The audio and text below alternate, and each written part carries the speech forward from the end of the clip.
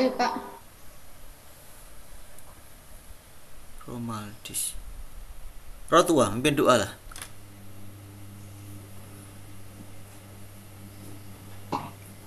Baiklah untuk teman-teman sekalian, ambil sikap berdoa yang baik. Mari kita bersatu di dalam doa. Di dalam nama Bapa dan Putra dan Roh Kudus. Amin. Segala puji dan syukur kami aturkan kepada-Mu Bapa, di mana atas segala berkat dan anugerah-Mu kepada kami. Ya Allah Bapa kami yang maha baik, kami akan memulai proses belajar dan mengajar kami.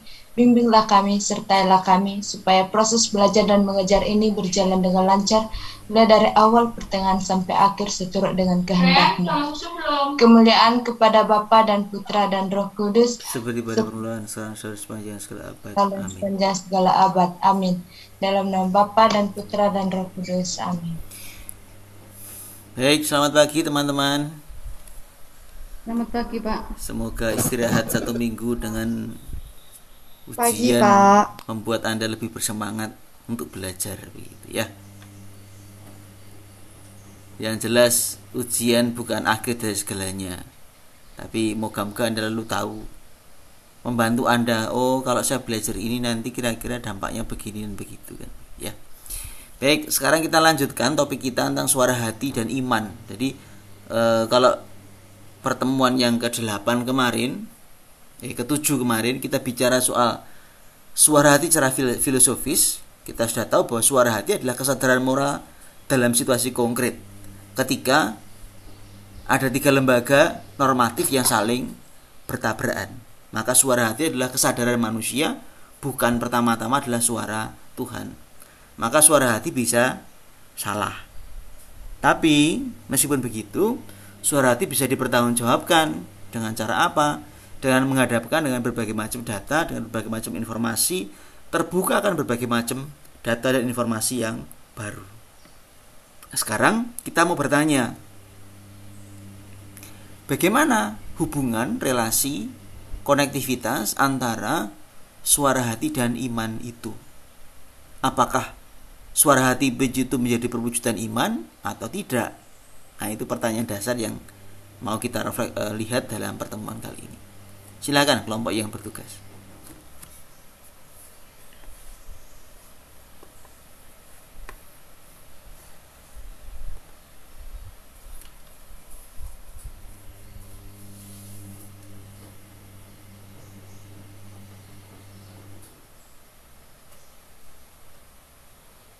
Silakan, bisa dimulai presentasi.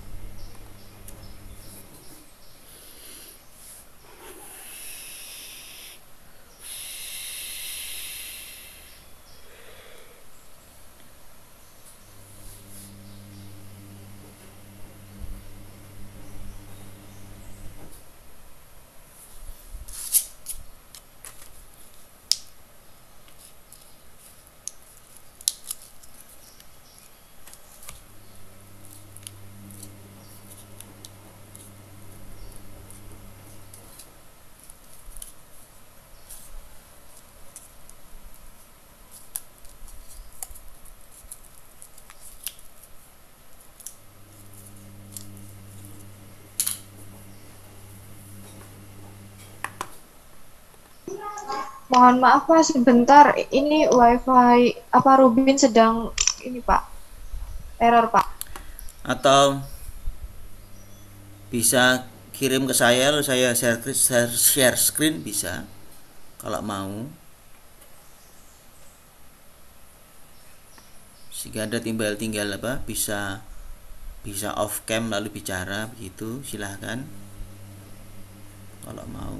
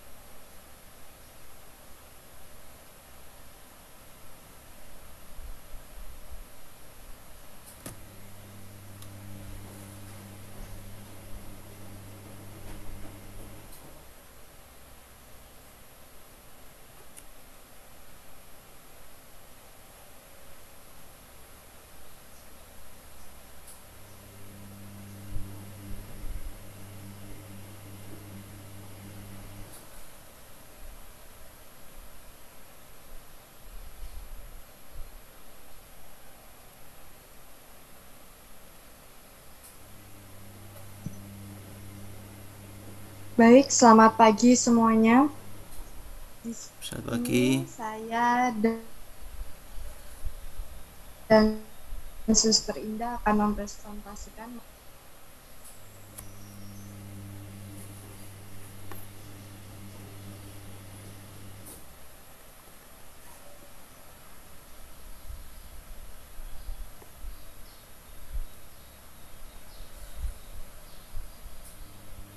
kesadaran moral,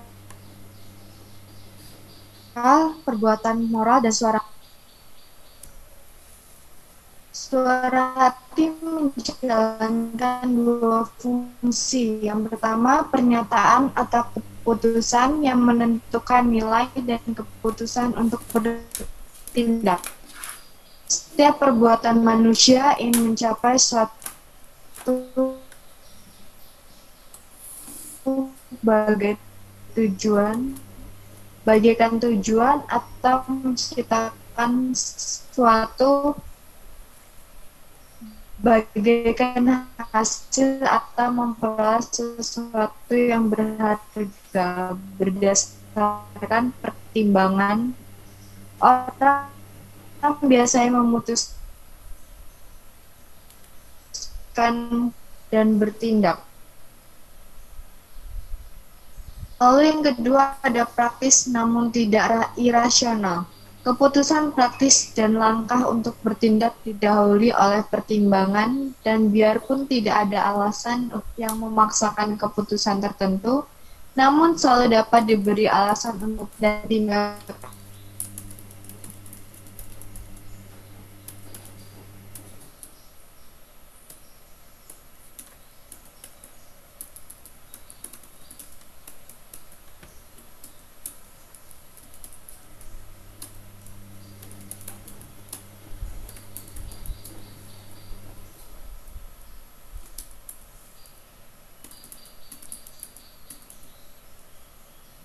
Din masih di mute, Din.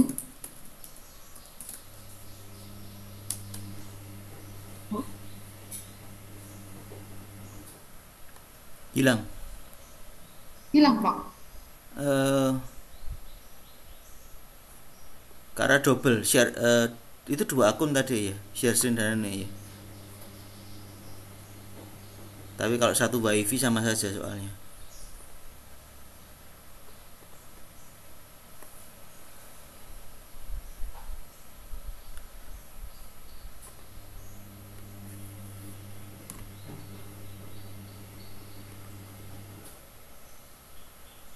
Atau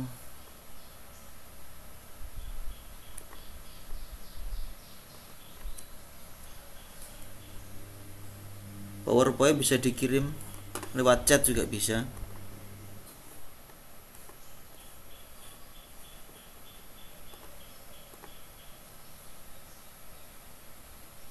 Hilang dia.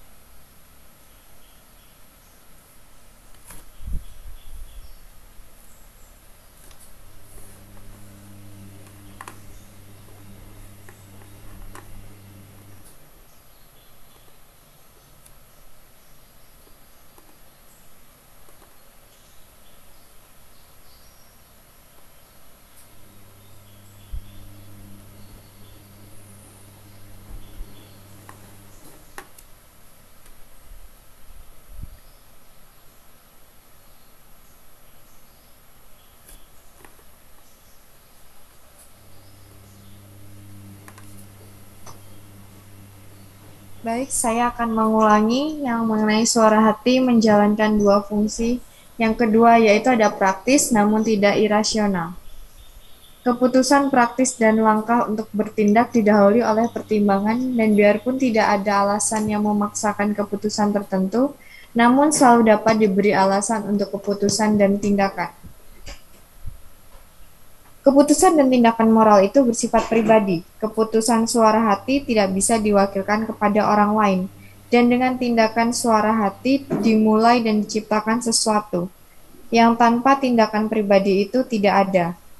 Tindakan dan apa yang dihasilkannya menjadi tanggungan orang semata-mata. Dalam hal itu, ia memikul resiko perbuatannya. Lalu ada dua model untuk mengerti proses pengambilan keputusan moral dalam suara hati.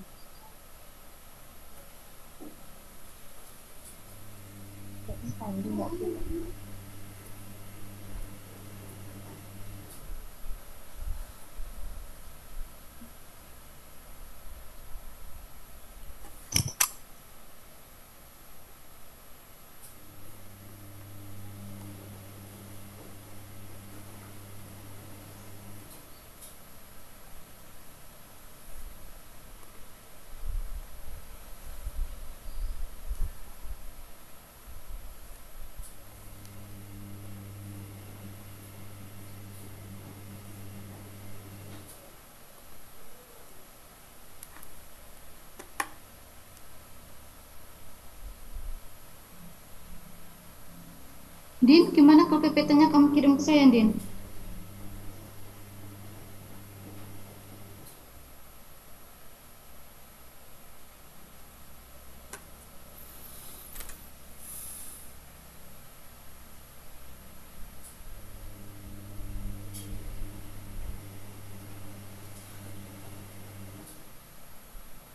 Sebentar Pak, lagi mindahin file.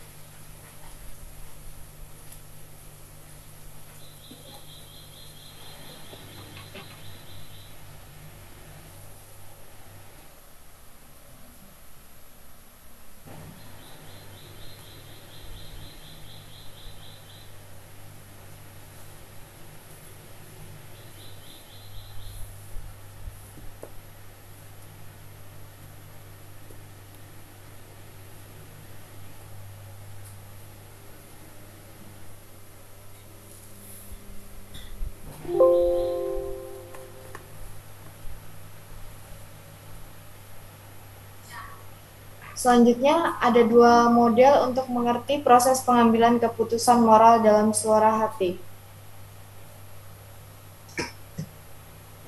Yang pertama, menurut model pengertian yang pertama, suara hati sering dipandang sebagai kemampuan untuk menampung norma-norma moral dan sebagai kemampuan untuk menerapkan norma-norma pada situasi dalam perbuatan.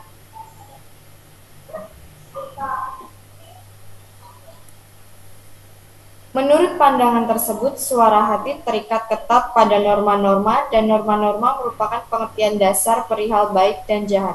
Dengan berpedoman pada norma-norma objektif, suara hati mengarahkan perbuatan subjektif. Pandangan ini menegaskan bahwa tidak ada kesenangan-kesenangan dalam hidup moral dan baik jahatnya perbuatan tidak hanya ditentukan oleh iktikat baik manusia dan oleh cita-cita subjektif semata-mata. Sebagai perbuatan dalam dunia, keputusan moral harus mengindahkan prasyarat-prasyarat objektif, dan sebagai perbuatan dalam masyarakat, harus mengindahkan arti sosial dari masing-masing perbuatan.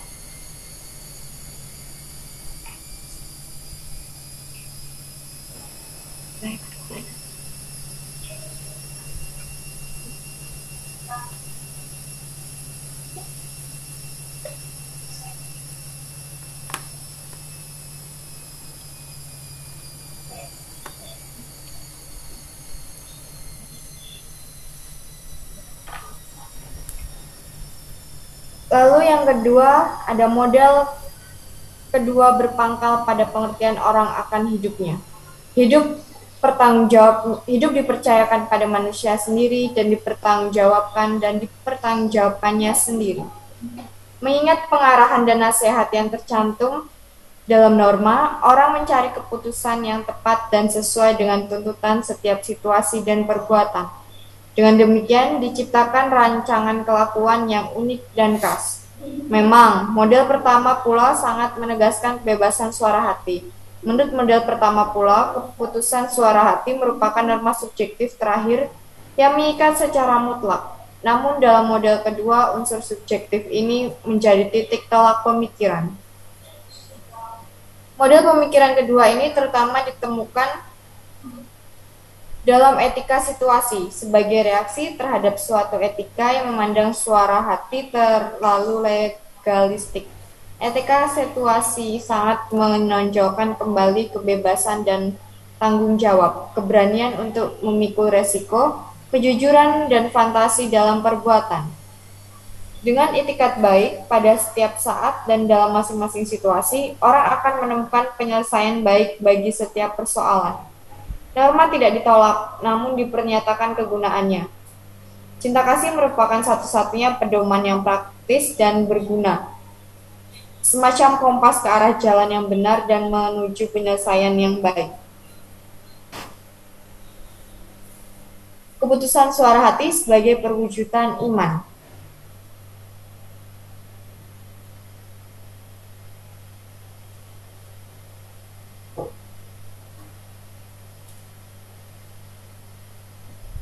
Refleksi teologis mengenai suara hati tidak merupakan lanjutan dari keterangan etika mengenai kesadaran moral, perbuatan moral, dan suara hati. Refleksi teologis berpangkal dari iman dengan menyelidiki manakah arti dari kesadaran moral, perbuatan moral, atau suara hati dalam penghayatan iman. Iman sebagai hubungan pribadi antara manusia yang mewujudkan diri dalam perbuatan yang bebas dan Allah yang menyapa dan merahmati manusia. Iman tidak bermaksud untuk menyempurnakan moral, tidak pula dimaksudkan agar iman sebagai relasi transenden dan batiniah menjadi kentara dan praktis dalam perbuatan moral. Perbuatan moral orang beriman juga tidak dimaksudkan sebagai sumbangan iman dalam usaha untuk memperbaiki dan menyempurnakan dunia. Moral dalam perbuatan moral, iman mendapat wujudnya atau menjadi nyata. Namun dalam arti lain lagi, iman mendapat wujud dalam perbuatan moral. Sebab penghayatan iman dalam perbuatan moral pantas dibedakan dari penghayatan iman dalam doa dan ibadat atau ajaran iman dan lain tindakan keagamaan. Perbuatan moral adalah perbuatan bebas dan sadar, perbuatan menurut suara hati, dan sebagai perbuatan suara hati mencakup pengakuan dan pertimbangan nilai dan keputusan untuk bertindak.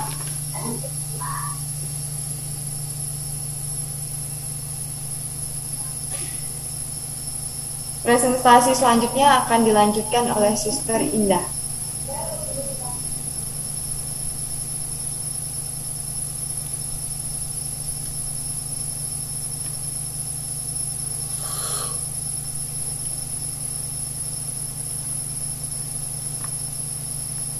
Duh.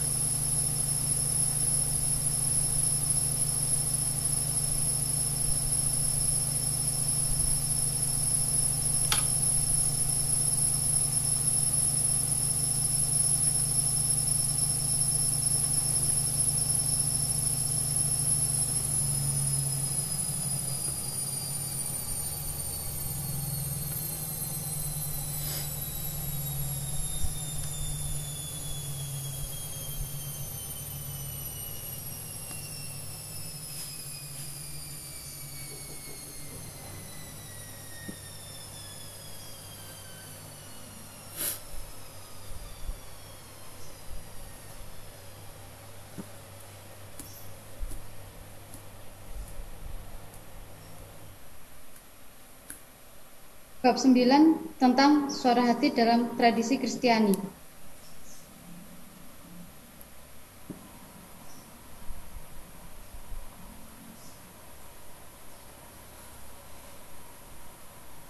Dalam hal ini kita akan melihat suara hati dalam tradisi Kristiani yang dari Agustinus ke Freud. Teologis perihal suara hati yang bercorak moral harus dibedakan suara hati yang sedalam-dalamnya ditentukan oleh iman, di mana kehendak Allah disadari secara penuh dan senyatanya dilaksanakan. Agustinus menghubungkan suara hati dengan iman dan rahmat.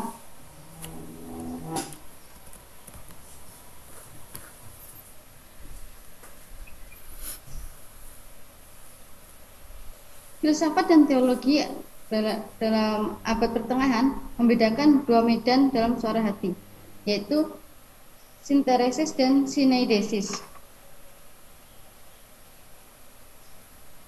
Sinteresis sebagai kesadaran dasar akan kewajiban dan akan asas-asas fundamental bagi moral, dan sineidesis sebagai pemahaman akan situasi, pengarahan dalam keputusan yang konkret dan tindakan yang praktis.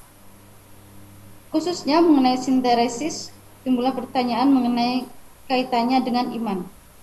Sebab adanya kesadaran dasar itu secara teologis dibuktikan dari surat Rasul Paulus kepada jemaat di Roma, bab 2 ayat 14-15.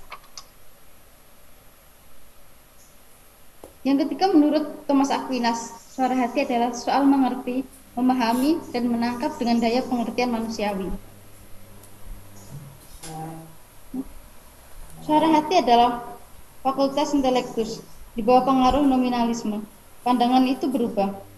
Suara hati menangkap hukum oleh karena taat kepada kehendak Allah, dan kehendak Allah yang dimaklumkan dalam hukum abadi diungkapkan dalam wahyu perjanjian baru, diterangkan oleh gereja, ditaruh dalam hati manusia. Maka dengan perantaraan wahyu dan ajaran gereja, suara hati menjadi semacam perwakilan kewibawaan Allah dalam diri manusia. Maka dapat dipahami bahwa teologi moral Katolik dalam abad-abad setelah Thomas Aquino terutama memperhatikan pembentukan suara hati dalam iman dan melalui ajaran gereja ini.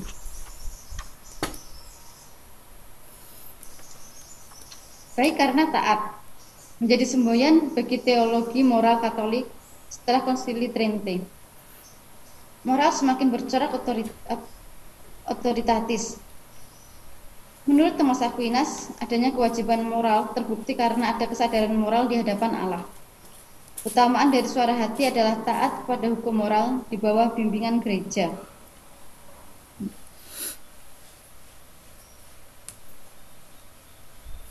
Yang kelima, hidup moral dan tugas suara hati mulai dengan rasa wajib. Maka dengan bertindak moral dan mengikuti suara hati, manusia mengakui kehadiran Allah. Suara hati adalah kesadaran akan otoritas yang secara mutlak mengikat manusia kepada kewajiban. Hidup moral dan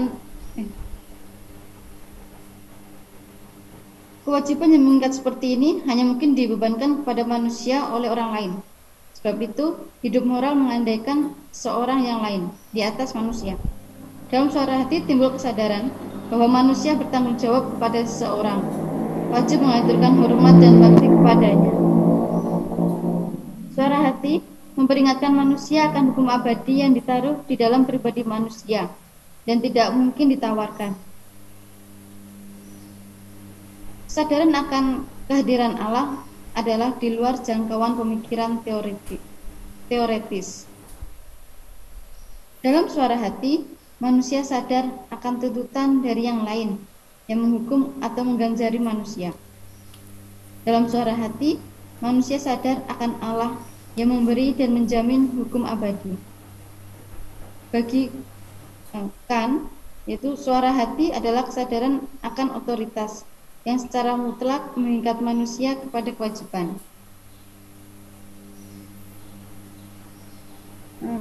Sesudah Freud, pandangan Freud dijadikan prinsip semacam filsafat atau bahkan semacam agama.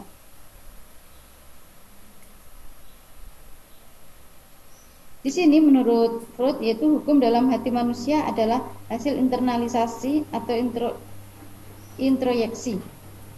Selama masa perkembangan manusia, larangan-larangan dari berbagai otoritas manusiawi ditampung dalam kesadaran manusia atau di bawah sadar. Selanjutnya, larangan-larangan hasil introyeksi itu mengontrol dorongan-dorongan naluriah yang timbul dari dasar hidup manusia.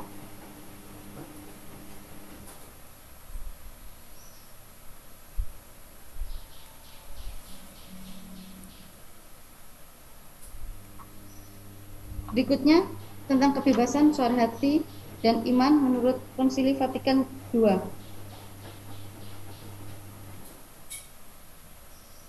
Konsili Vatikan II membicarakan pokok suara hati dalam deklarasi Dignitatis Humani mengenai kebebasan agama, dan sekali lagi dalam konstitusi pastoral, yaitu Gaudium et Spes.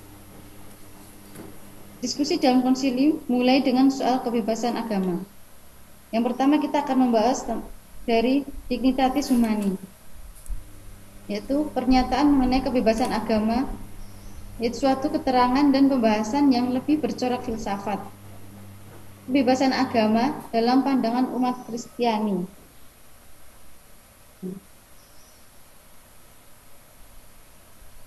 Menurut Konsili Vatikan II ini menyatakan bahwa pribadi manusia punya hak atas kebebasan agama.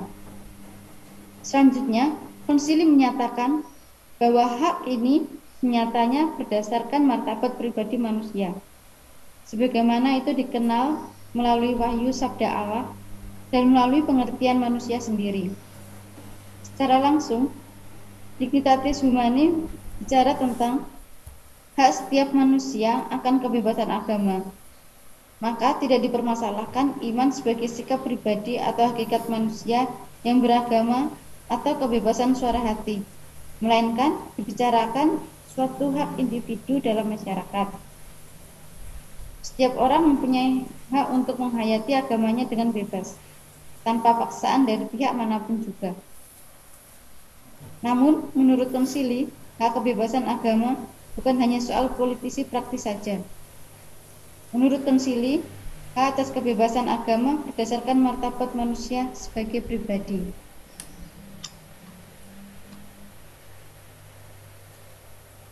Pernyataan tentang kebebasan agama diperdebatkan lama, yaitu selama keempat sidang konsili. Antara dua aliran yang terdapat di antara bapak-bapak konsili. Perdebatan yang panas itu mengenai satu pokok ini. Apakah manusia berhadapan dengan kebenaran dan nilai secara bebas dan bertanggung jawab mencari kebenaran, membentuk pendiriannya sendiri dan mengungkapkannya dengan bebas, yaitu tidak terikat oleh otoritas manapun juga, hanya didorong oleh hasrat untuk mencari kebenaran dan oleh daya ikat kebenaran sendiri. Diskusi konsili memperhatikan hak atas kebebasan agama yang berakar dalam martabat pribadi manusia dengan kebebasan suara hati untuk mengambil sikap terhadap kebenaran.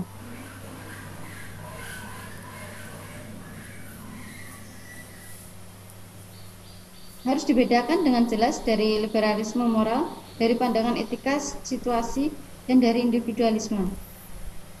Menurut individualisme, tiap-tiap orang tidak hanya mencari sendiri kebenaran, melainkan mencari kebenaran sendiri dan mencarinya sendirian. Melawan pandangan individualisme, Dignitatis Humani menegaskan bahwa manusia wajib mencari kebenaran dengan cara yang pantas bagi martabat manusia yang pribadi dan sosial, yaitu dengan penyelidikan bersama, dengan bantuan kuasa mengajar gereja, dan dengan tukar pengalaman, dan dengan dialog mengenai penemuan-penemuan. Bantuan kuasa mengajar gereja disebut dengan deklarasi, namun tidak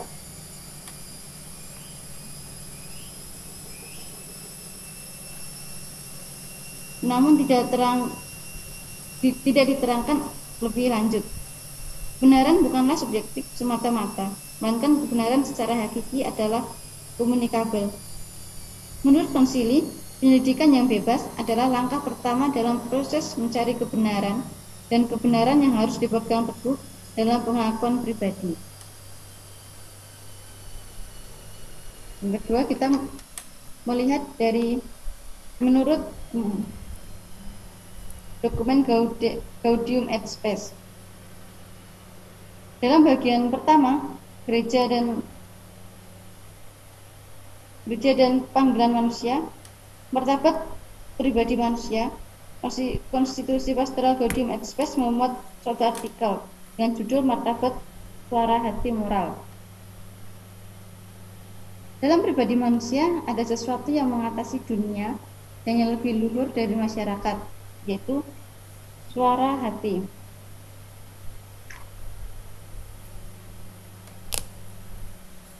Dalam suara hati, manusia bahkan mengatasi diri sendiri, sebab dalam suara hati ia berhadapan dengan suatu hukum yang mengatasi manusia serta mengatasi dunia dan masyarakat.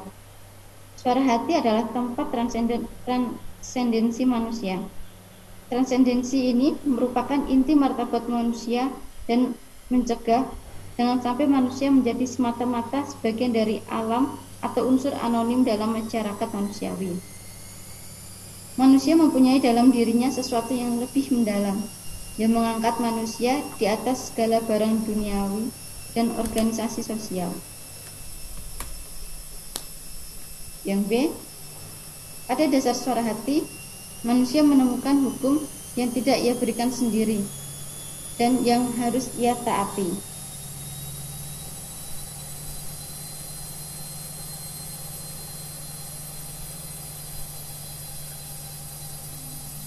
Dan yang C, suara hati adalah pusat kepribadian, tempat manusia menemukan diri dan mengatasi dunia.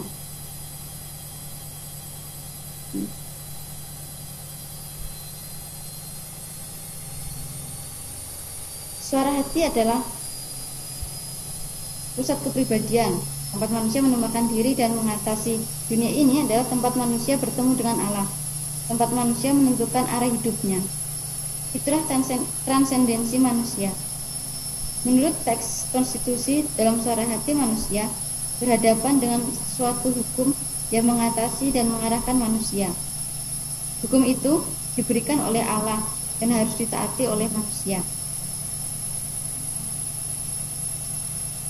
Yang D, menurut Gaudium et Spes, sekian suara hati dalam mencari kebenaran mempersatukan orang Kristen dengan semua manusia. Akhirnya konsili mengatakan kekhawatiran, bukan saja suara hati manusia yang individual mungkin menjadi buta terhadap nilai-nilai, melainkan pula suara hati seluruh masyarakat. Yang berikutnya, suara hati dalam perjanjian baru. Suara hati adalah istilah dari konsep Yunani dan kurang dipahami dalam lingkungan Yahudi. Maka tidak mengherankan bahwa Perjanjian Lama tidak terdapat kata suara hati. Paham suara hati moral pun kurang mendapat perhatian. Yang dimaksudkan dengan suara hati kadang-kadang diungkapkan dengan kata hati. Juga dalam Perjanjian Baru, kata dan konsep suara hati muncul dalam karangan-karangan yang dengan sengaja berhadapan dengan dunia Helenis. Maka dalam Perjanjian Baru, kata syneidesis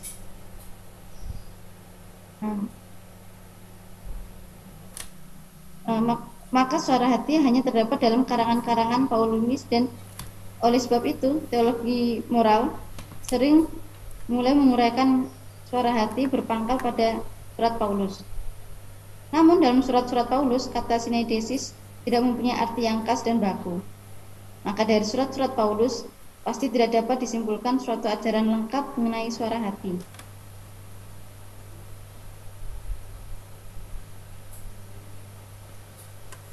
Yang kedua, suara hati sebagai kesadaran imani akan yang pertama, suara hati tidak sama dengan iman, namun juga tidak berarti kesadaran moral semata-mata.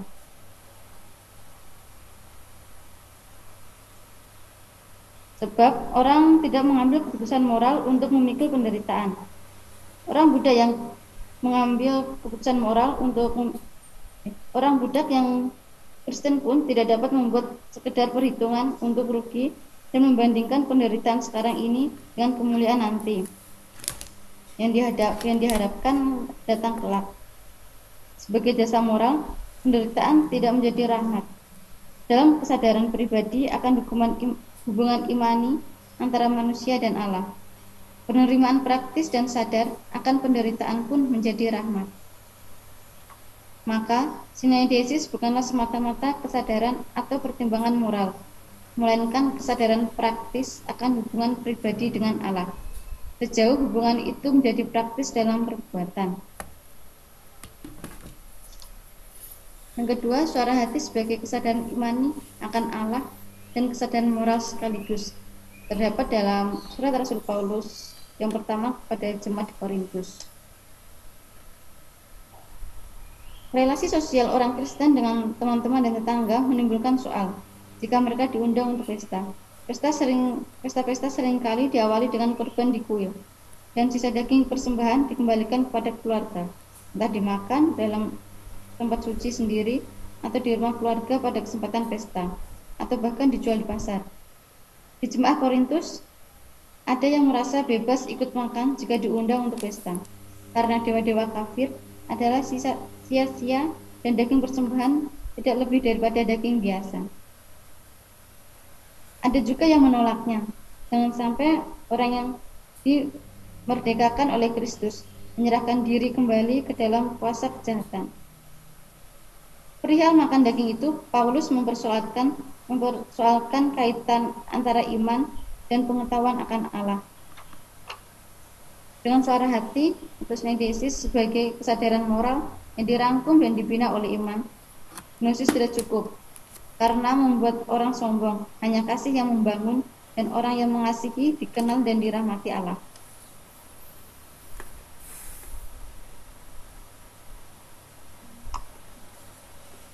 Yang ketiga, dalam surat Rasul Paulus kepada jemaat di Roma, ini dibicarakan berhubungan dengan suara hati. Sebab itu perlu kita menaklukkan diri, bukan saja oleh karena kemurahan Allah, tetapi juga oleh karena suara hati kita.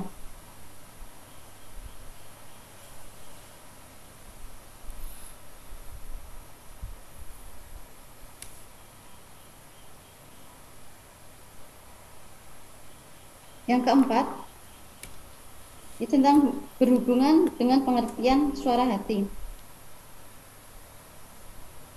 Dalam surat Rasul Paulus yang kepada jemaat di Roma, nas tersebut tidak bermaksud menerangkan seluk-beluk suara hati. Dalam hubungan pembenaran karena iman dan penebusan dalam Kristus, Paulus menegaskan bahwa semua orang, baik orang Yahudi maupun orang bukan Yahudi, berada di bawah murka Allah yang mengadili. Sebab orang Yahudi yang punya Taurat tidak mentaati Taurat. Namun atas dasar apa bangsa-bangsa yang tidak punya Taurat itu diadili? Apabila bangsa-bangsa lain yang tidak memiliki hukum Taurat oleh dorongan diri sendiri melakukan apa yang dituntut hukum Taurat, maka walaupun tidak memiliki hukum Taurat, mereka menjadi hukum bagi diri sendiri, maka menjadi hukum bagi diri sendiri. Dari nas ini seringkali ditarik kesimpulan, terbukti dari surat Paulus adanya suara hati, dan dalam suara hati tersimpanlah hukum yang menjadi ukuran dalam pengadilan. Hati mencerminkan hukum kodrat, dan hukum kodrat adalah sama dengan Taurat, yaitu hukum Allah, ditulis dalam hati manusia. Sebab dengan itu, mereka menunjukkan bahwa isi hukum Taurat ada tertulis dalam hati mereka, dan suara hati mereka turut bersaksi, dan mereka saling menuduh dan saling membela. Hal itu akan nampak pada hari bila mana Allah, sesuai dengan Injil yang diberitakan, akan menghakimi segala sesuatu yang tersembunyi dalam hati manusia oleh Kristus Yesus.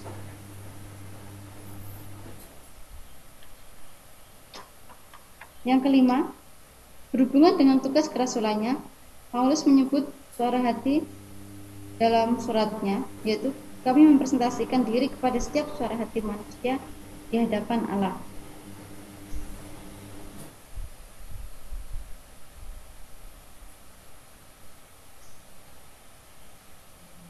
Maka Paulus karena mempresentasikan hal itu agar pengenalan akan kemuliaan Allah mulai bercahaya di situ pula. Namun Paulus mempresentasikan diri sebagai hamba karena Kristus. Hidup sebagai hamba itu Paulus uraikan lebih lanjut. Dalam segala hal kami ditindas, namun tidak terjepit. Kami habis akal, namun tidak putus asa. Kami dianiaya, namun tidak ditinggalkan sendirian. Kami dihempaskan, namun tidak binasa. Seluruh hidup Paulus terus-menerus dituntut dan bahkan habis dipakai demi Kristus dan oleh Kristus. Kerasulan Paulus, yaitu pernyataan dan penerimaan kemuliaan Allah itu, tidak terjadi dengan kata-kata pewartaan semata-mata, melainkan menuntut seluruh pribadi manusia. Dengan menerima iman dalam baptisan, orang memohon hati nurani yang baik kepada Allah oleh kebangkitan Kristus.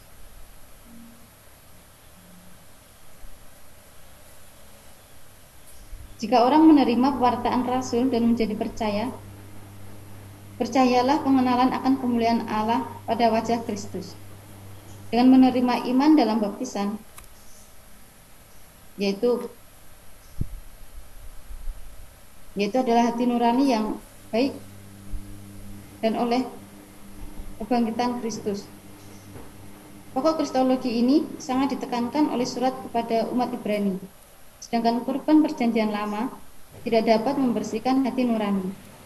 Hati nurani orang beriman dibersihkan dari perbuatannya sia-sia dan dari usaha yang kosong oleh darah Kristus. Karena itu, marilah kita menghadap Allah dengan hati yang tulus ikhlas dan keyakinan iman yang teguh. Oleh karena hati kita telah dibersihkan dari suara hati yang jahat dan tubuh kita telah dibasuh dengan air yang murni, yaitu pewartaan Rasul Paulus yang kepada umat di Ibrani. Berikutnya tentang keputusan suara hati sebagai perwujudan iman. Menurut pandangan Kristiani, Allah ikut dialami dan kehadirannya ikut disadari dalam suara hati. Oleh sebab itu, dalam rangka iman, suara hati tidak mungkin dijelaskan sepenuhnya sebagai instansi moral, atau hati tidak mungkin dijelaskan sepenuhnya sebagai instansi moral atau fenomena psikologis dan sosial semata-mata.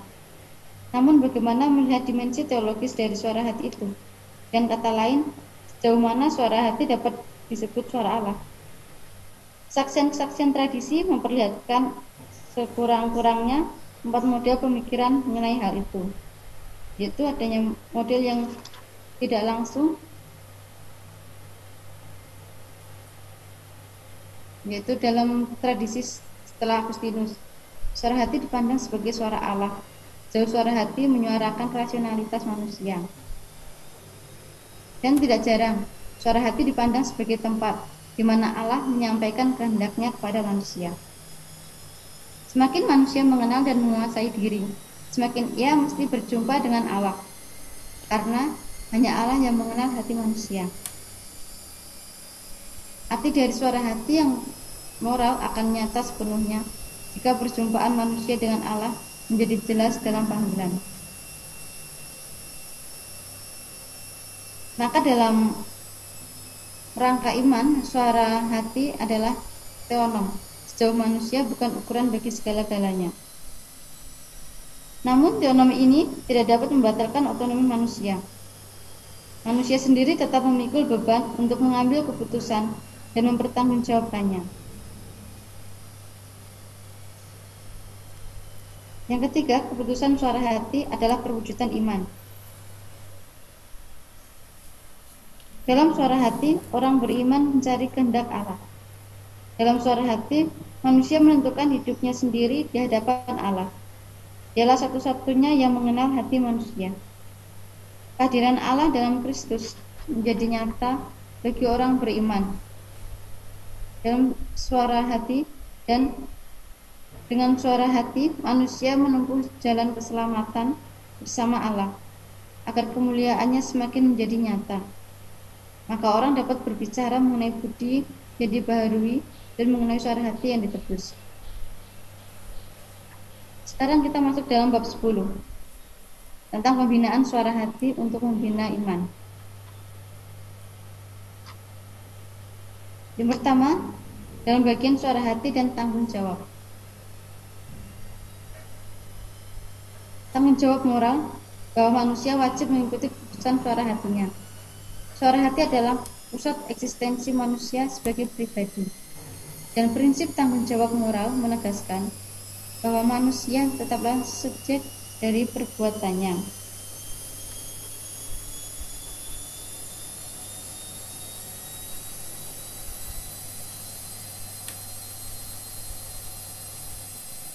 Hal itu biasanya dibicarakan sebagai kewajiban untuk membina suara hati. Namun pembinaan suara hati tidak boleh disamakan dengan penyadaran akan norma. Hanya orang yang mampu mengerti tugas norma dan yang cukup lincah untuk menangkap nilai dapat menghadapi situasi dengan tepat.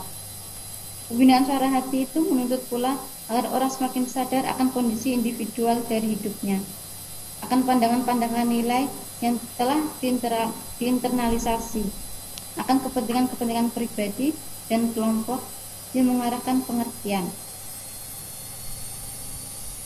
Yang kedua, dalam keputusan suara hati, moralitas mendapat wujud nyata yang subjektif dan pribadi.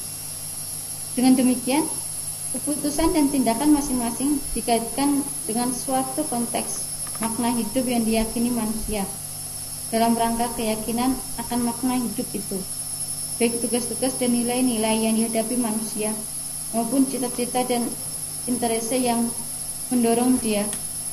Mesti diuji, cocoklah mereka semua dengan konteks makna hidup manusia yang diyakini itu. Demikianlah suara hati manusia mesti menjadi kritis, dan fungsi kritis itu merupakan unsur yang mesti mewarnai tanggung jawab suara hati manusia. Yang ketiga, bagi tanggung jawab suara hati, iman pada umumnya tidak dapat menyediakan kaidah-kaidah kelakuan atas suatu pandangan dunia sebagai kerangka dan kapstok yang untuk keyakinan ini, keyakinan nilai atas suatu gambaran tentang manusia. Bahwasanya iman Kristiani menawarkan suatu makna hidup, itu pun tidak boleh difahami sedemikian rupa, seakan-akan iman Kristiani menganjurkan sejumlah cita-cita yang akan membahagiakan manusia. Selama sejarah, iman Kristen telah dihubungkan dengan bermacam-macam cita-cita yang saling bertentangan. Iman Kristen mewartakan kehendak dan karya Allah yang menyelamatkan manusia dengan menjalin relasi dengan manusia, dan yang bersatu hidup dengan manusia. Di sini kita akan melihat sifat-sifat suara hati. Sifat-sifat suara hati yang A. Pertimbangan dan keputusan suara hati yang sehat mulai dengan mengenal dan mengerti persoalan. Namun belum tentu orang mengenal dan mengerti jika sudah tahu seluk-beluk secara mendetail. Orang baru mengerti kalau juga mengetahui pokok manakah yang penting. Orang mengerti bila dapat menerangkan pandangannya dan memberi alasan bagi keputusannya. Orang mengerti jika sanggup belajar, karena persoalan baru menuntut pandangan mereka. Yang B, sifat untuk komitmen. Kebebasan mendalam itu perlu, namun tidak cukup. Ternyata sering tidak diambil keputusan suara hati, karena orang tidak sanggup memilih, tidak rela meninggalkan sesuatu dan mau mengurus segala-galanya. Ataupun orang sedang mengikat diri. Mungkin orang masih bingung karena soalnya memang sulit. Kendati demikian, orang terpaksa mengambil keputusan. Maka dituntutlah ketabahan, daya tahan, serta kekuatan untuk melaksanakannya. Yang C, banyak tugas kita berasal dari orang lain. Keputusan suara hati ingin mencapai sesuatu demi kepentingan pribadi dan kepentingan bersama. Maka, orang dituntut untuk bertanggung jawab. Hasil keputusan dan prestasi kerja akan dikontrol. Suara hati dibebani tanggung jawab, dan tanggung jawab tidak dapat diserahkan kepada atasan, ataupun kepada teman. Keberhasilan atau kegagalan akibat keputusan kita menjadi nasib hidup kita sendiri. Mengapa berbuat demikian? Apakah usaha memang membawa hasil yang direncanakan? Agar bersedia untuk menanggung resiko keputusannya dan bersikap kesatria untuk memikul sendiri akibat perbuatannya. Suara hati membutuhkan sifat accountability.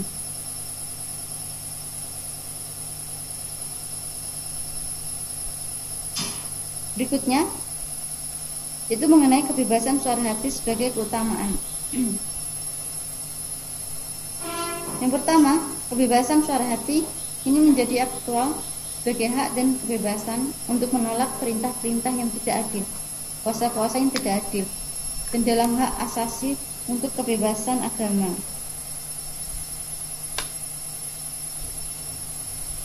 Hak asasi itu diperoleh manusia karena martabatnya dan tidak tergantung pada pengakuan dari pihak manapun juga. Oleh sebab itu, hak asasi manusia menjadi ukuran dari segala aturan konstitusional dan penentuan hukum-hukum negara dan hukum-hukum lain. Kebebasan suara hati kini menjadi aktual sebagai hak dan kebebasan untuk menolak perintah-perintah yang tidak adil. Dalam bentuk sekarang ini, hak asasi kebebasan suara hati mempunyai akarnya dalam toleransi religius yang berkembang dalam gerakan fajar budi. Jika orang mulai membedakan agama, moral, tata hukum, dan masyarakat, maka semakin diakui bahwa tata hukum manapun juga demi keadilan tidak boleh membatasi kebebasan orang lain demi kebebasan sendiri. Yang kedua, egoisme moral dan semangat hukum sangat menghambat suara hati yang bebas. Egoisme moral mengutamakan perkembangan diri. Untuk itu, diutamakan kepentingan sendiri dan dituntut hak yang diberikan oleh hukum. Namun, moral tidak boleh disamakan dengan perkembangan diri. Kesadaran dan keinginan moral dengan motif untuk menjadi orang baik merupakan taraf perkembangan moral yang agak awali, dan belum ada moral sama sekali. Jika orang hanya menjalankan sendiri semua peraturan dan gantinya menuntut haknya sendiri. Moral ialah mengambil keputusan untuk berbuat baik. Bagi moral seperti juga bagi iman berlaku, yang memelihara nyawanya sendiri akan kehilangan nyawanya, dan yang kehilangan nyawanya akan memeliharanya. Bagian ketiga, iman pada Allah yang mengenal hati manusia biasanya dikaitkan dengan rasa aman. Namun iman dan aman tidak sama tanpa risiko, mutu, dan kemampuan terjamin. Iman tidak melenyapkan rasa cemas. Justru jika sedalam-dalamnya tidak pasti mengenai diri sendiri, orang sempat mengarahkan diri kepada Allah dan menyelidiki dan mengenal ketika kita dijadikan di tempat yang tersembunyi dan direkam di bagian-bagian bumi yang paling bawah. Ini adalah ayat yang tertulis dalam kitab Mazmur. Yang keempat, mungkinkah iman akan Allah yang ada pada awal hidup dan akhirnya memberikan kelonggaran untuk bernafas, biarpun masih ada masalah yang belum selesai.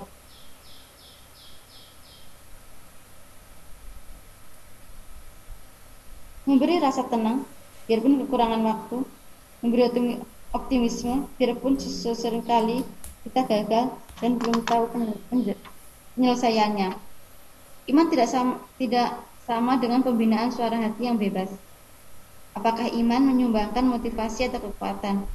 Jika orang membina suara hati yang bebas dengan keyakinan dan usaha.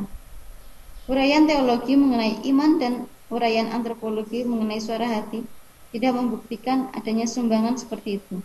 Sumbangan iman bagi kebebasan suara hati ternyata dalam praktek, karena suara hati yang bebas bukan semata-mata hak asasi, melainkan keutamaan.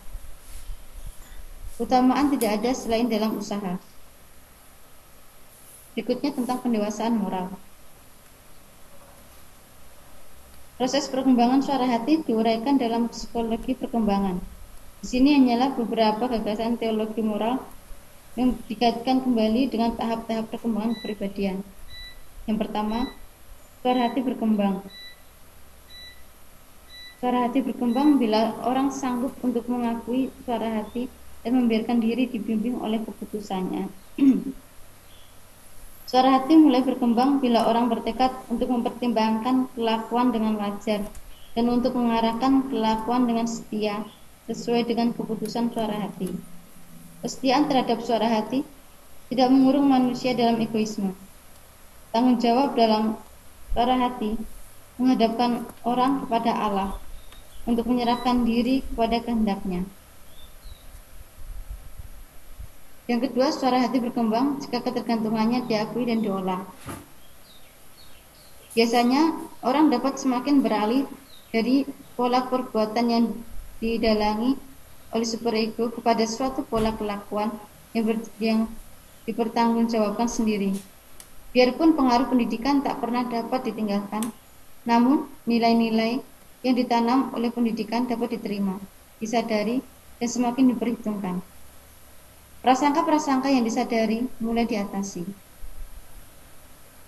Yang ketiga, suara hati berkembang dengan kepekaan untuk merasakan bobot dan makna dalam tiap-tiap perbuatan.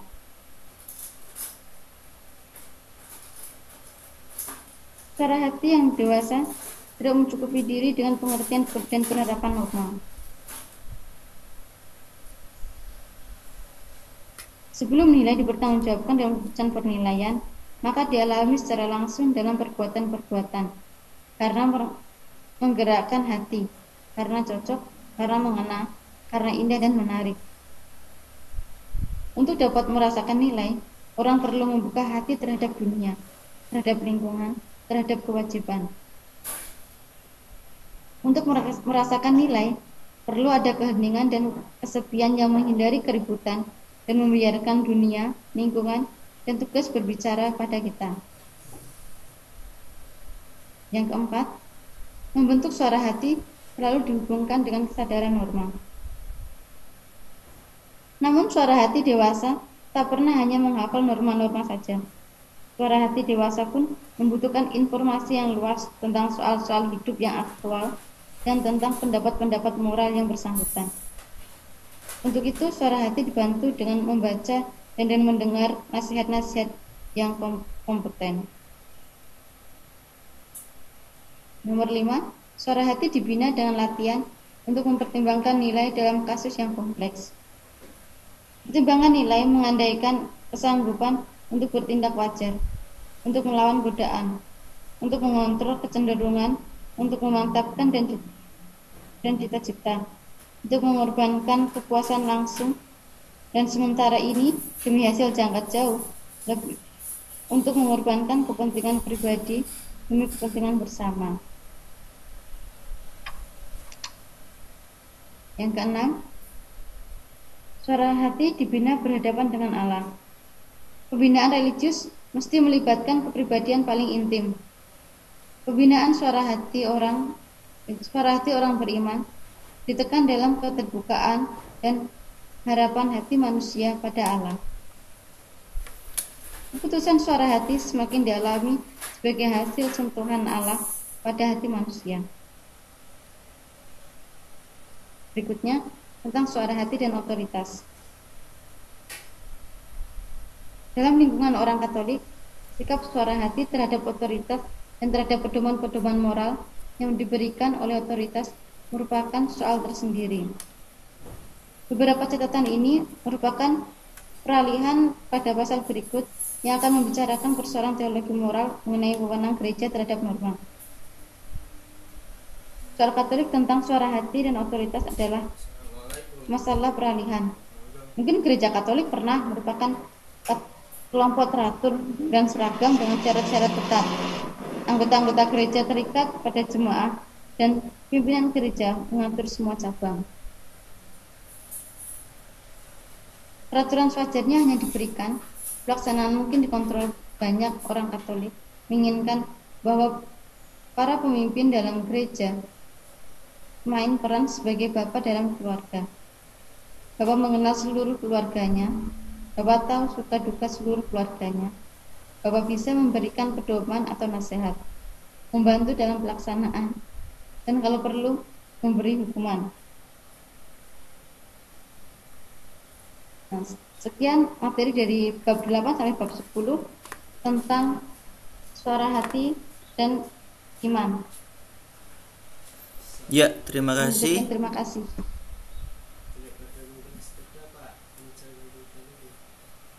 Baik, terima kasih teman-teman. Kita lanjutkan dengan kelompok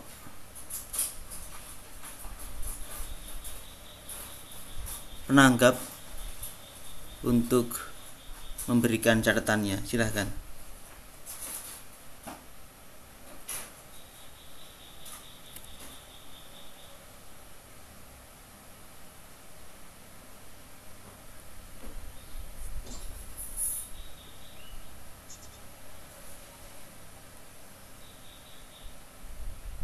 Ya, terima kasih atas Ida dan Anding tadi. Jadi saya akan menanyakan beberapa. Dari pertanyaan pertama. Contoh apakah dari medan dalam suara hati, sinteresis dan sinedesis sebagai perwujudan iman. Lalu yang kedua, hukum kodrat dan bagaimana cara mengaitkan hukum tersebut. Lalu yang ketiga, apabila kita memiliki iman yang lemah, apakah suara hati juga ikut melemah karena iman? Lalu yang keempat, apabila suara hati kita apakah itu termasuk dosa? Terima kasih. Oke.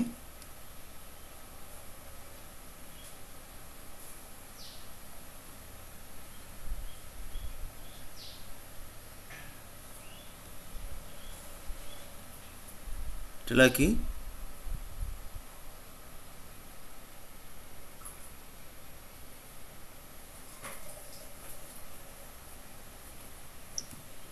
Ya, kalau dari saya,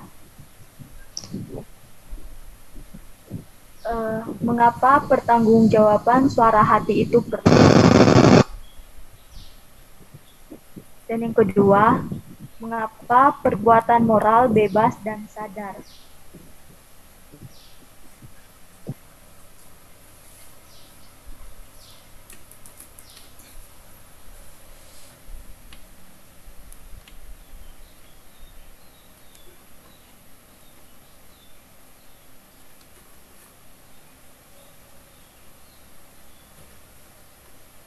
Silakan. Maaf Mun, yang kedua tadi bagaimana soalnya? Mengapa perbuatan moral bebas dan sadar?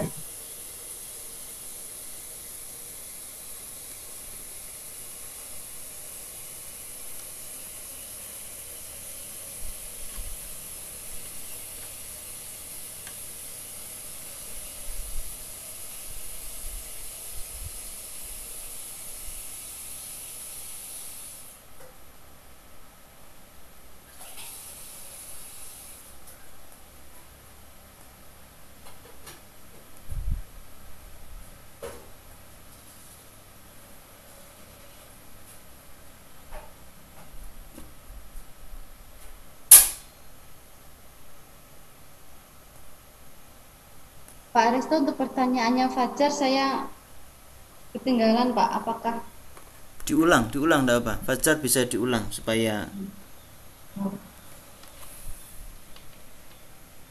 dipahami.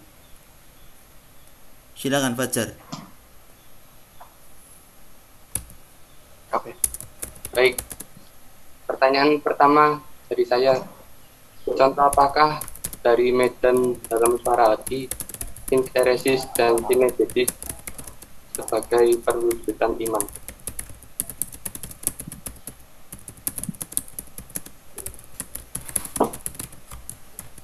Lalu yang kedua, hukum kodrat dan hukum Taurat, bagaimana cara mengaitkannya hukum tersebut?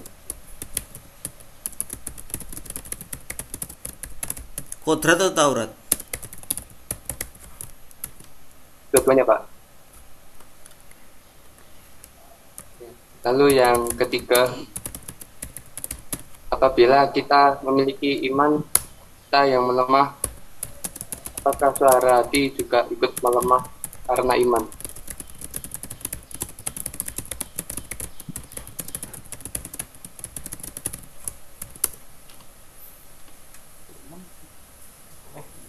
Lalu yang keempat, apabila suara hati kita miss, apakah itu termasuk dosa? Suara hati apa? Suara hati kita miss Miss itu atau kesalahan dalam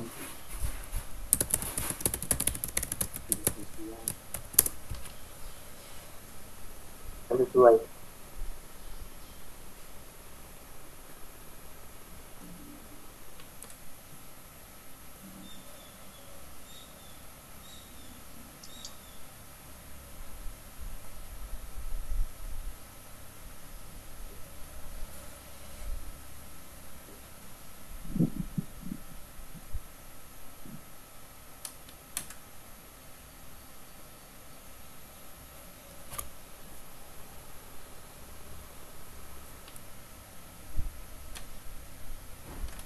ya. Silakan.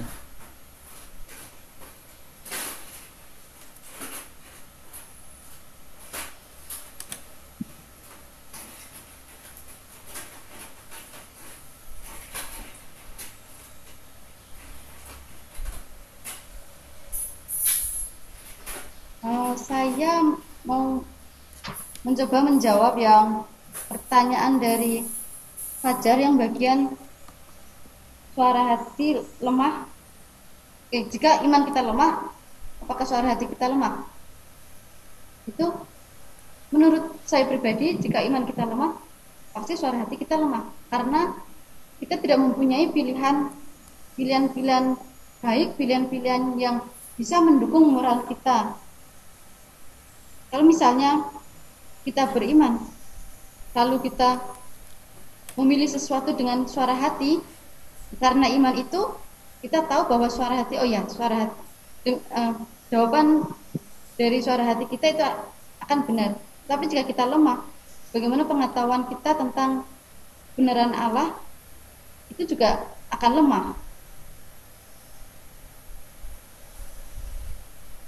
Gitu. Jadi intinya jika iman kita lemah, maka suara hati kita juga akan lemah.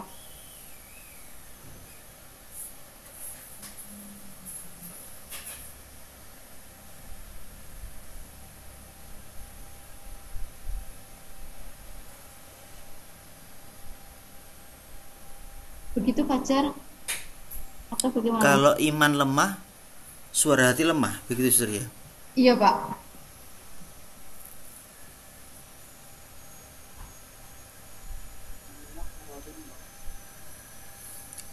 Iman itu apa sih?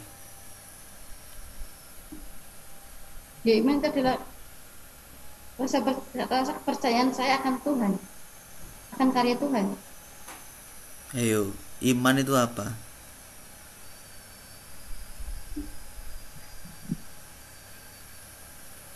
Di kuliah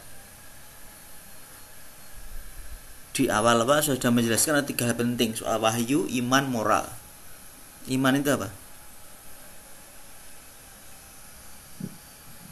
Relasi hubungan Jawaban Pak. personal antara manusia dan Allah. Iman itu jawaban.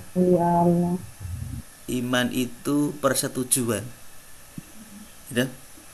Kalau wahyu itu pertanyaan Allah yang menyapa manusia. Oke. Jadi iman itu jawaban, keputusan personal. Maka apakah kalau iman saya lemah, maka suara hati saya lemah?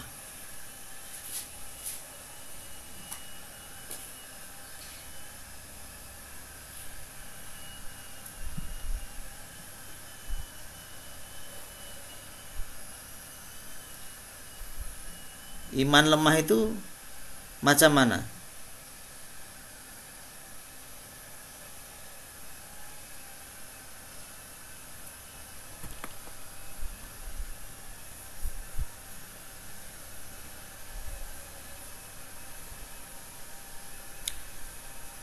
Iman kalau orang imannya lemah berarti bagaimana?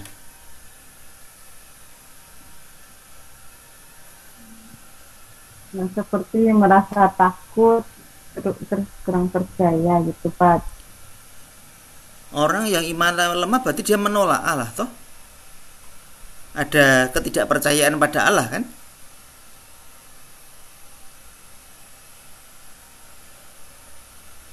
Iya Pak. Ya. Maka apakah ini pertanyaannya lagi? Apakah betul kalau orang mulai tidak percaya pada Allah maka suara hatinya lemah? Lalu kalau kembali ke konsep suara hati itu apa?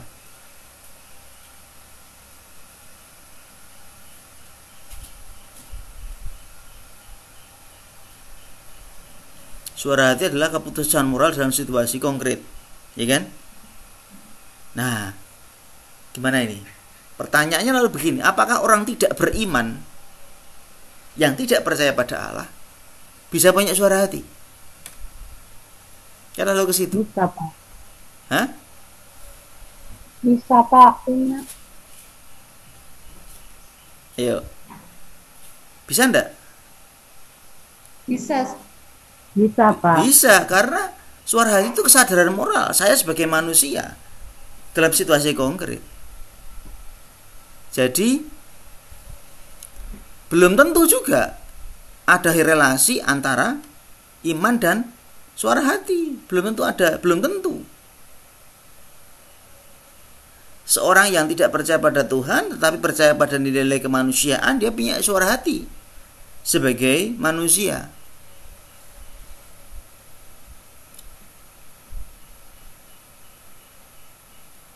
Itu. Tetapi kalau Anda, saya, kita kan orang beriman kan, orang yang percaya kepada Allah. Nah, kita juga akan punya suara hati yang berhubungan dengan iman. Karena pola pikir saya adalah pola pikir sebagai orang beriman. Mother Teresa membantu orang miskin karena iman dan begitu. Ya. Dalam konteks ini suara hati berhubungan dengan iman. Artinya pertimbangan-pertimbangan Mother Teresa memutuskan berbuat A, B, C, D, dan D itu karena iman. Berhadapan dengan situasi konkret, orang-orang yang miskin, orang yang menderita, dia terdorong untuk membantu. Itu keputusan suara hati dia. Dan itu adalah iman bagi dia. Jadi gimana? Menjawabnya gini. Ada yang bisa berhubungan, ada yang tidak, gitu loh. Paham ya maksud saya ya? Kita sudah bisa membedakan antara iman itu apa, suara hati itu apa, kan begitu. Dengan begitu menjadi jelas bagi kita. Bagi seorang beriman ada hubungan antara suara hati dan iman. Kalau orang mulai tidak lemah imannya dalam hal ini, ada bahaya bahwa pertimbangannya bisa tidak bagus. Tapi bagi orang yang tidak beriman, orang tetap bisa punya suara hati yang baik juga. Karena dia punya pertimbangan, data-data. Dan begitu. Oke, mungkin ada diskusi, silakan.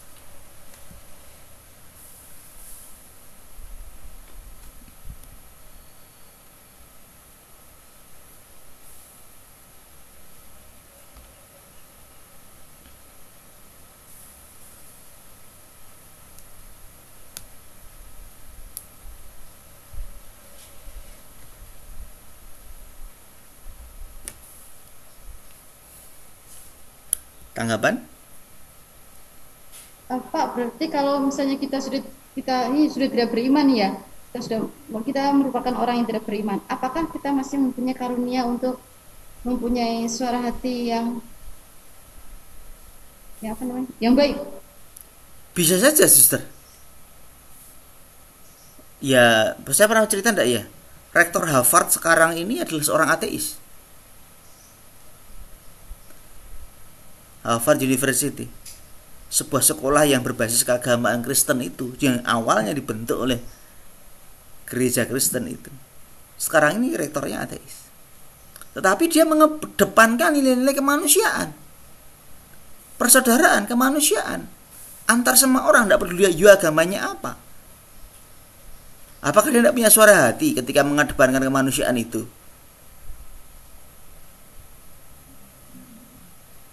Paham saudara ya? Jadi ada orang yang saya tidak mau bicara soal Tuhan karena Tuhan itu bagi saya tidak jelas, abstrak.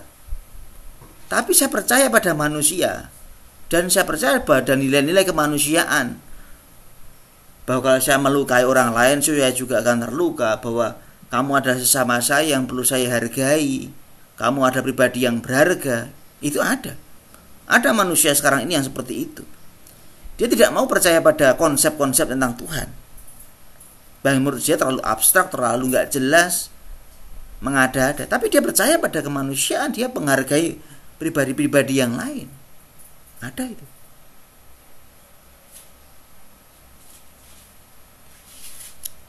Dan sekali lagi kalau kita pertama-tama ngomong suara hati, kita bicara kemarin jelas. Suara hati itu keputusan moral.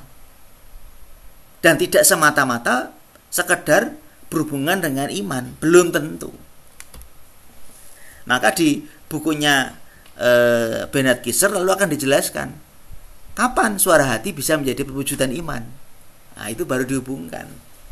Karena tidak semua suara hati adalah perwujudan iman, tidak semua.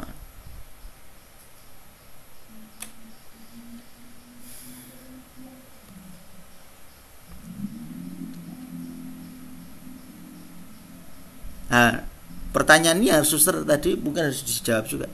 Kapan suara hati bisa menjadi perwujudan iman? Nah, itu di bukunya Kieser dijelaskan. Di materi yang suster bahas itu dijelaskan. Coba Romaldis mungkin bisa menemukan enggak? Kapan suara hati bisa menjadi perwujudan iman? Di video saya sudah saya jelaskan dengan jelas. Di video yang saya buat. Ada itu penjelasannya. Di video saya lebih jelas memang karena saya sudah menyampaikan yang pokok-pokok fundamen ya.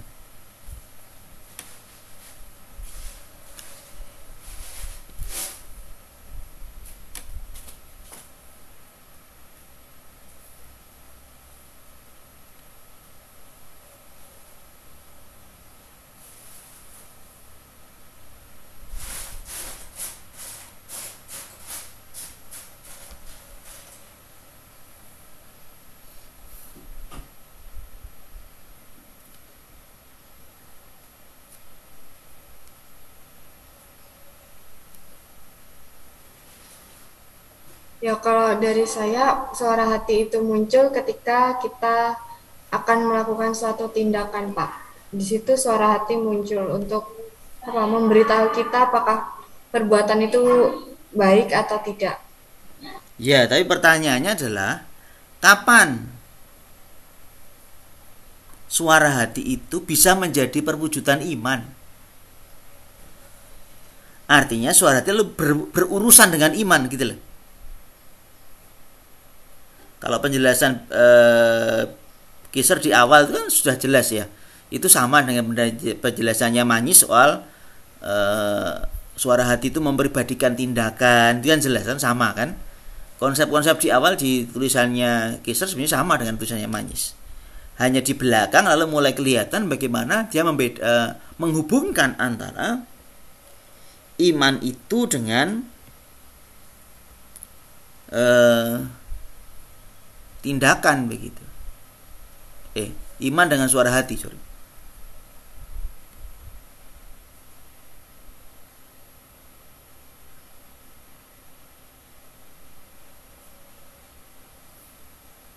Kapan itu?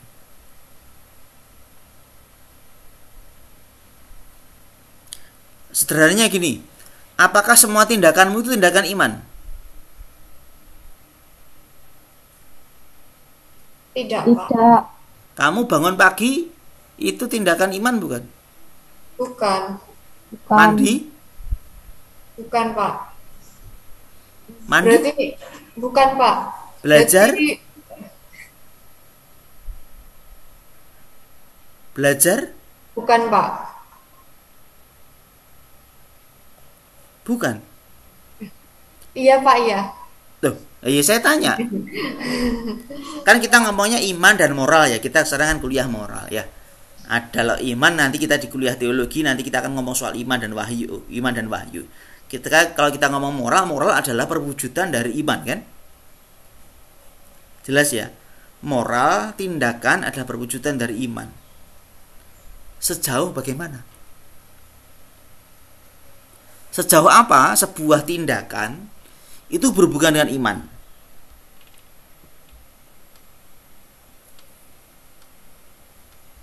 Sejauh mana tindakanmu itu berhubungan dengan iman?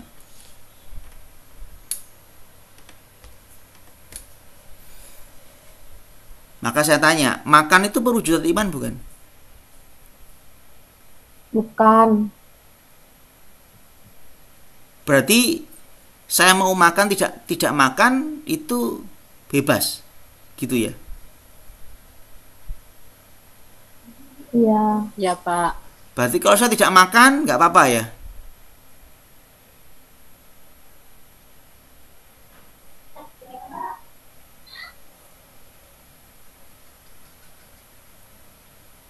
Iya. Kalau saya nggak mau makan itu nggak apa-apa ya?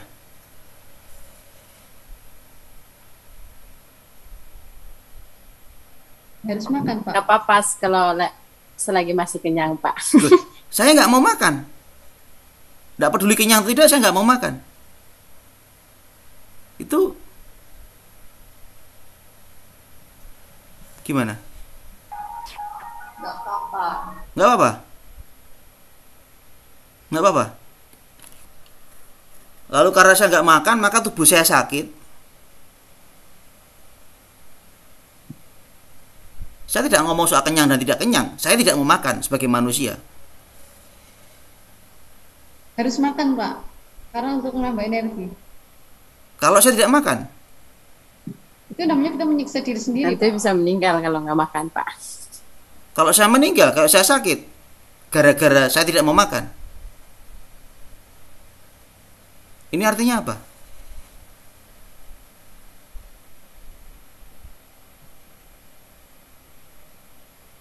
Sebagai orang beriman, apa artinya ini?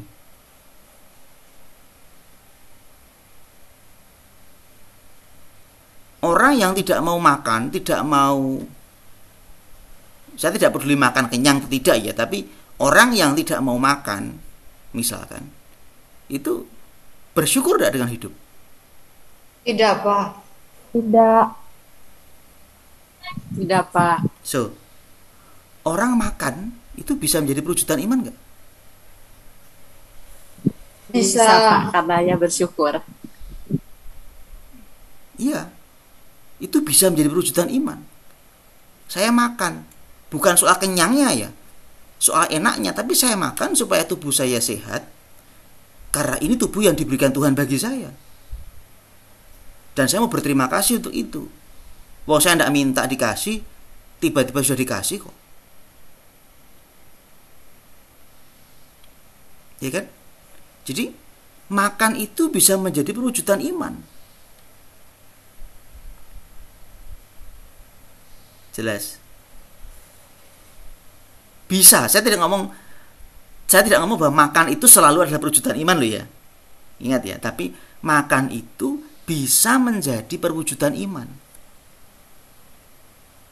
Jelas?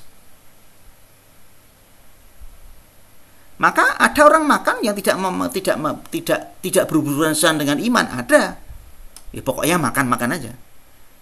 Tapi bagi orang tertentu, makan itu bisa berwujudan iman. Karena apa? Ini bentuk syukur atas hidup yang saya terima. Catch the point? Paham? Belajar itu perwujudan iman bukan? Iya, Iya, Pak. Pak. Bisa, Pak. Bisa. Kenapa? Karena kalau kita dari belajar kita bisa bersyukur bahwa kita masih bisa belajar, diberi kesempatan belajar. Belajar itu mahal kan? Nggak murah. Orang tuamu Iya, Pak. keluar uang banyak untuk belajar kan? Untuk sekolah kan? Maka kalau Anda tidak belajar, berarti Anda mensia-siakan anugerah yang diterima dari Tuhan melalui orang tua, kan begitu kan? Jadi sekarang ini pertanyaannya, kapan sebuah tindakan itu adalah perwujudan iman? Kalau gimana? Kalau kita itu mengucap syukur Pak dalam suatu tindakan-tindakan yang kita buat. Bukan? Ada orang ateis yang bisa belajar rajin, iya, bisa jadi ahli. Bagi dia belajar bukan urusan iman ya. Tadi saya katakan ya. Tapi bagi orang beriman, itu sebuah tindakan belajar itu bisa menjadi perwujudan iman. Sejauh apa? Sejauh mengarah pada pengalaman religius manusia yang terarah kepada Allah, Pak. Ya. Sejauh terarah pada keyakinan dasar bahwa hidupku ini adalah usaha menjawab Allah yang menyapa. Ya. Maka Mother Teresa itu bukan LSM. LSM bisa membantu orang miskin dengan alasan kemanusiaan, bukan iman.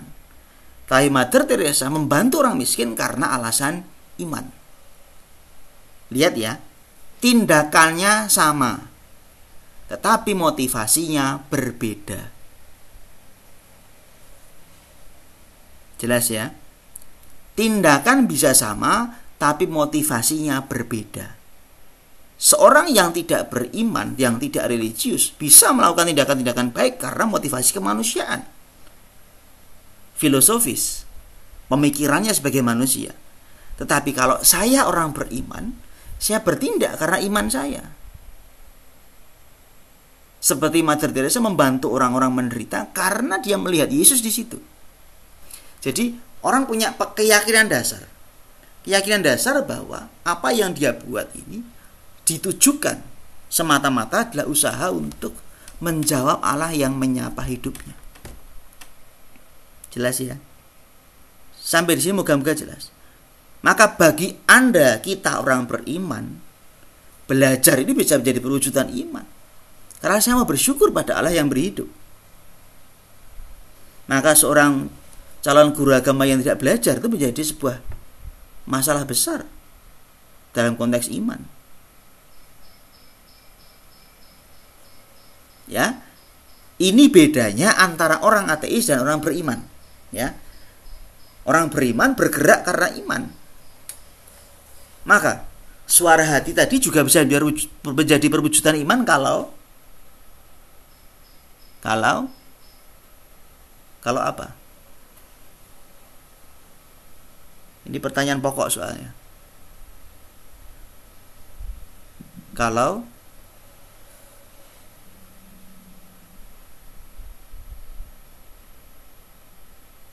Kalau bagaimana? Kapankah suara hati bisa menjadi perwujudan iman? Ayo. Ada yang tahu? Dia mengarahkan tindakannya karena anugerah. Kalau dibuat dalam keyakinan dasar. Apa itu? Akan relasi dia dengan Allah.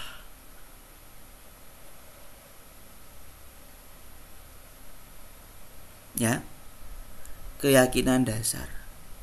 Maka bagi saya menjadi aneh kalau ada orang beriman tapi nggak tekun belajar. Apalagi tuh dia seorang pelajar kan begitu. Karena ini soal iman ini. Bisa menjadi hal yang umum, tetapi ini juga soal bagaimana saya bersyukur pada Tuhan. Bahwa saya punya otak, bahwa saya punya kemampuan, bahwa saya diberi fasilitas. Terus saya mau apa? Kan begitu. Oke, sudah jam 9.41. Pertanyaan dasarnya sudah terjawab. Ya. Bahwa suara hati tidak selalu adalah perwujudan iman.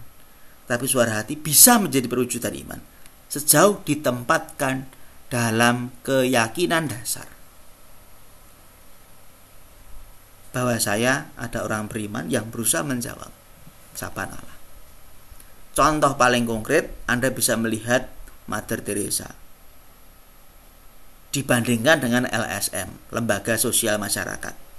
Kalau LSM membantu orang lain itu karena alasan kemanusiaan, tapi kalau Mother Teresa membantu karena dia melihat Yesus dalam diri orang-orang miskin, orang-orang yang menderita, orang-orang yang sakit, yang hampir mati itu.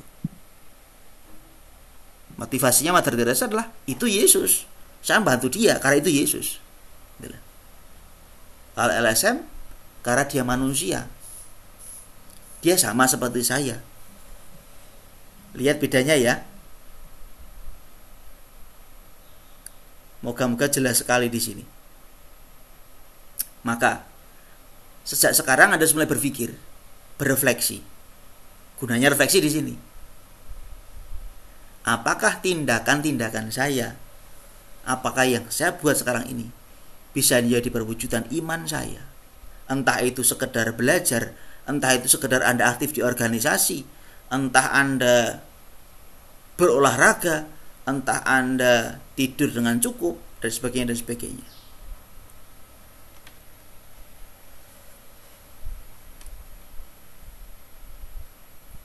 Oke? Sementara cukup karena waktunya terbatas. Kita break dulu, kita ketemu lagi jam 9.55 lah ya. Sekarang jam 9.43. Oke? Terima kasih. Terima kasih, Pak. Suster. Terima kasih. Terima kasih, Pak. Ini Fajar dan Monica.